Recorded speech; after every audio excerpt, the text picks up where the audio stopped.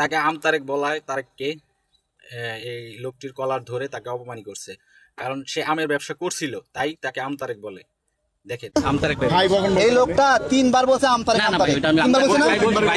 3 বার বলছে না? এই আমি ব্যবসা করি। জি আমি ব্যবসা করি, এটা তো ভাই আমি আপনার খারাপ বলি না না লোকটা কি কাজটা ঠিক করছে বলেন? এটা আমি আপনার আমি আপনার খারাপ আপনি বলেন ঠিক, আপনি এখন বলেন ঠিক আছে আমি আপনি মনে করেন এটা ভুল করছেন? আপনি মনে করেন না ঠিক আছে? আমি আপনার ব্যবসা করেন ওটা বলছি আমি একটা প্রশ্ন করি। না না আপনারা আমতারেক বলে আপনি ওনার গলা ধরলেন, তাহলে লাভ হইলো কি? না এটা আপনি কি কেমনে ধরবেন? কেন ধরবেন? সে আপনাকে আমতারেক বলছে, আপনি তার কলার ধরলেন, এটা আপনি তো নগদই তো তার মানে ই করে দিবেন, মানে ওই ভদ্রলোকের কলার ধরে আপনি আমার কলার ধরছেন, আমি তো কলার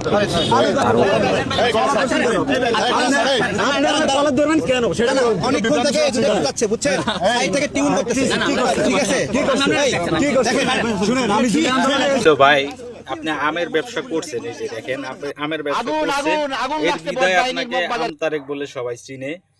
এখন কত হলো, আপনি আসলে জাতির একটা ভাইরাস,